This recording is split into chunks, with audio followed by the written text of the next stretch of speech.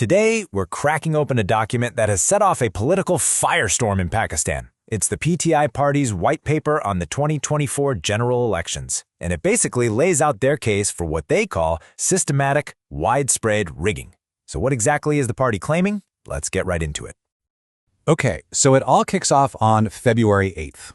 As the polls closed that night, the results that started coming in didn't lead to any clear victory. Instead, they led to massive protests and some really serious allegations of manipulation. The official outcome was challenged almost immediately, really setting the stage for one of the most intense periods in the country's recent political history.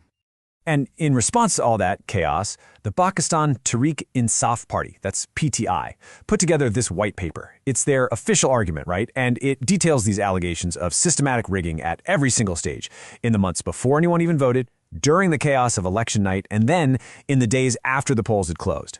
This document is pretty much the foundation of all their legal challenges and their public cry for transparency.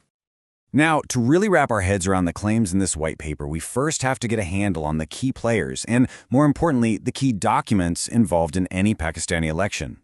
This is, and I mean this, the absolute foundation of their entire argument.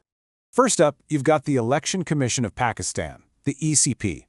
So think of them as the impartial referee in all this. Their constitutional job is to make sure the whole process is free, fair, and totally transparent. But a central claim of the white paper is that the ECP didn't just fail at this job, but was, and this is their word, complicit in tilting the playing field for other parties. All right, now you're going to want to pay close attention here because this document is at the very heart of everything. This is a Form 45. Think of it like the basic building block of the entire election result.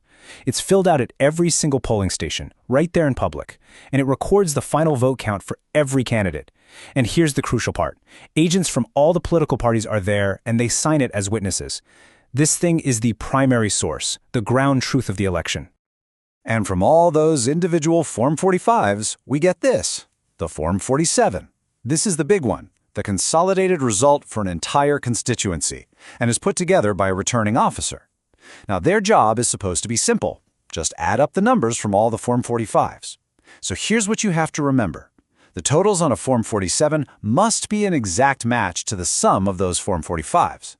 Any difference between these two documents, well, that's the smoking gun that the white paper claims to have found over and over again.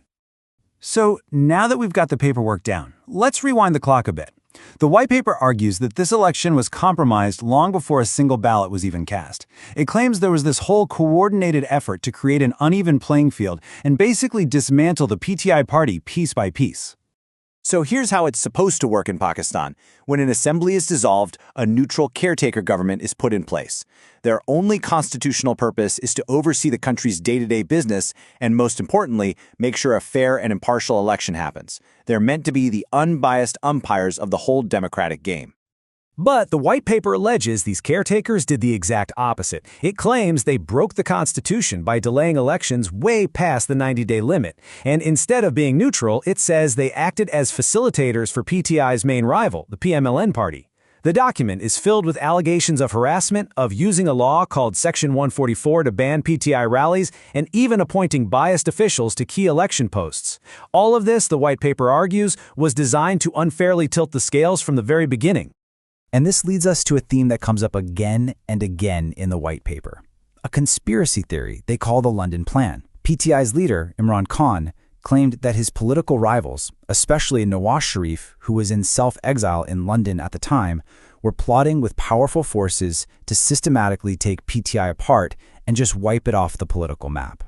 The white paper then lays out this timeline as what it calls evidence of the plan in action. It kicks off with Imran Khan's removal from office in 2022, followed by an assassination attempt on his life. Then it points to his rival, Nawaz Sharif, returning from London just a few months before the election. It highlights Khan's own dramatic arrest in May 2023, and then the final blow, the party being stripped of its electoral symbol right before the vote, which forced all of its candidates to run as independents. Yeah, that arrest on May 9th, 2023, that was a really pivotal moment. Paramilitary forces arrested Imran Khan from inside the Islamabad High Court, an act that Pakistan's own Supreme Court later said was illegal. This event was a massive flashpoint. The news of his arrest just spread like wildfire, and it triggered these immediate, widespread protests all across the country. But these demonstrations were met with a really severe state crackdown. We're talking tear gas, water cannons, and mass arrests of PTI supporters and its leadership. And right out of that day, two totally conflicting stories emerged. The state's position is that PTI supporters, egged on by their leaders, went and attacked sensitive state and military sites. The white paper, though, makes this explosive claim that the violence was actually a false flag operation. Basically, a setup designed to give the state the perfect excuse to just dismantle the party once and for all. So, in the wake of that May 9th crackdown, something really strange started happening. Dozens of PTI leaders, many of whom had just been arrested, started holding press conferences to condemn the protests and announce they were resigning from the party. Imran Khan called these forced divorces, and the white paper alleges they were coerced. It claims these leaders were basically given a choice: quit the party and go free, or stay and face continued detention. Okay, so according to the white paper, the stage was set. You've got a party, it's been weakened by arrests and resignations, running without its official symbol. And all of this leads us to the climax of their argument, the specific allegations of what happened on election night itself, where they claim the will of the voters was directly flipped right there at the count.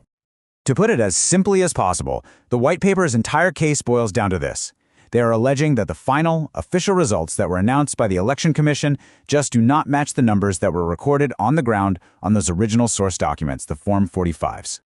And according to the white paper's own number crunching, which involved collecting and tallying thousands of these Form 45s from all over the country, PTI-backed independent candidates had actually won nearly 180 National Assembly seats. That would have been a clear majority. So how does the white paper actually show its evidence? Well, it uses these direct side-by-side comparisons, just like this one. And this is just one of many examples they cite. On the left, you see what they claim is the real Form 45, showing a rival candidate with just 18 votes. But then on the right is what they allege is the forged version that was used for the final count, where that same candidate's total magically becomes 218. And this next one shows the exact same pattern they claim was repeated across the country. This case is from Lahore. The document claims the original Form 45 shows a rival candidate with 173 votes, but in the final, official tally, that number allegedly jumped all the way to 973. The white paper is literally filled with dozens and dozens of these side-by-side comparisons, which it presents as crystal clear proof of tampering between the local count and the final result. So after laying out this really extensive case of alleged rigging from the pre-election environment all the way to the final count, what does the white paper actually want to happen? Let's take a look at their demands. The demands are pretty straightforward. First, they want an urgent reevaluation of the results based on those original Form 45s. Second, they're demanding transparency and accountability from the Election Commission.